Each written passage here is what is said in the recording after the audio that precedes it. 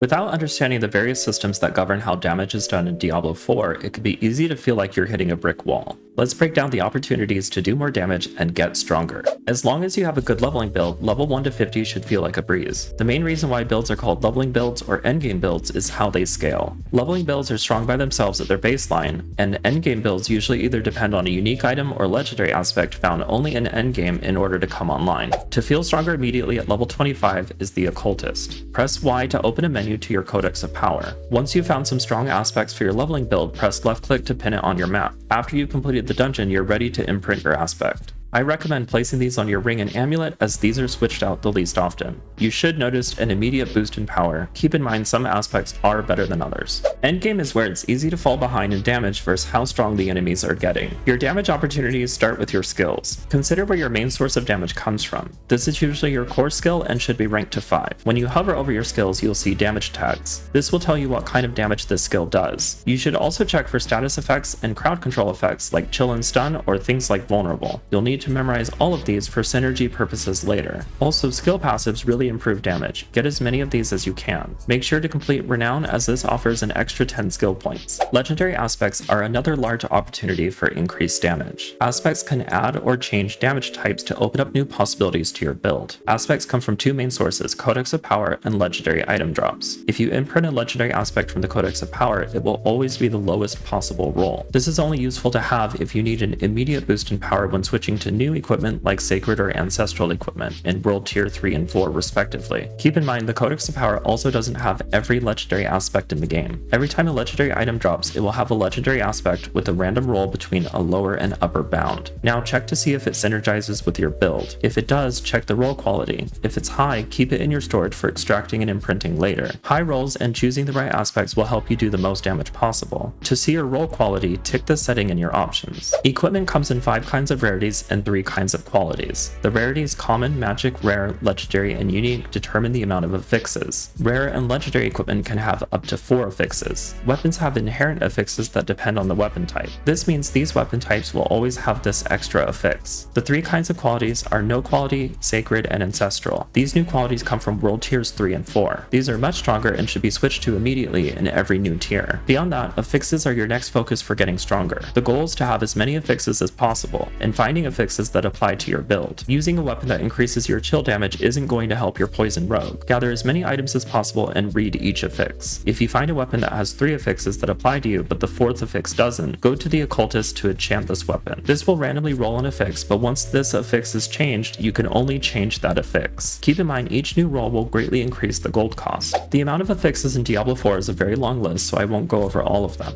Generally, these affixes apply to most builds. On weapons, vulnerable damage, crit damage, core skill damage, damage to close or distant, damage verse like damage verse stunned. On gloves, go for attack speed, crit chance, crit damage, ranks to core skill. On rings or amulets, go for vulnerable damage, crit chance, CDR, and really any damage multipliers that apply to your build. All equipment types can roll main stat or all stat, and this is important for damage as well. All other armor pieces can roll skill rank bonuses, so keep an eye out for that. Damage works in buckets. The buckets are main stat, global multipliers, additive damage, crit damage, and vulnerable damage. Depending on your build, you'll want to distribute your damage multipliers across these buckets. These buckets have the growth potential to be exponential. Paragon is another level of complexity. This unlocks at level 50 and you'll receive 4 Paragon points per level. The Renown system also gives an extra 20 Paragon points, which is extremely helpful. To get more damage, you'll need to plan a pathway. You want to get as much main stat as possible, while also hitting rare nodes that give types of damage plus percentage. Make sure to hit every glyph socket possible. Glyphs are dropped from nightmare dungeons and can be socketed in glyph nodes. Rare glyphs are very strong and have 2 bonuses with certain requirements. Your job is to fulfill as many of these requirements as possible within the red range indicator. When you reach a board attachment gate, you'll be able to select a new board. Review the legendary nodes and rare nodes to determine which benefits you the most. Then rotate the board so you can plan a path efficiently from one gate to another. Legendary nodes and rare glyphs can be an important source of damage multipliers. Now for other honorable mentions of damage. Upgrading your items at the blacksmith or jeweler increases the item power by 5 for each upgrade. This equates to a 5% boost to all of of its stats for each upgrade to a max of 25%. This is important for when you've found a piece of equipment you know that you'll hold on to for a while. Look for the weapon description on gems. Find one that applies to you and socket them in your weapon. If your weapons doesn't have a socket, go to the jeweler and add a socket. Collecting every altar of Lilith adds a negligible amount of main stat, but this can be strong for early leveling. Let's summarize how we can do more damage. Skills are the foundation for your damage types, and passives multiply your damage. Legendary aspects open up build possibilities and increase your damage. Use the Codex of Power to fill the gaps in your aspects when transitioning to a new world tier. Find legendary items with higher rolls of legendary aspects for more damage. Equip the highest quality equipment with the most affixes that synergize with your damage types. In the Paragon system, plan an efficient path maximizing your rare glyphs and collecting legendary and rare nodes. Complete Renown to get more skill points and Paragon points. Refactor your build when necessary to keep your damage buckets distributed. Visit the blacksmith or jeweler to boost your equipment stats by 25%. Use gems as an extra bonus to your most used damage type. Ultimately, doing more damage is all about finding the best synergy between all of these sources of damage. That's it for my video, thanks for watching.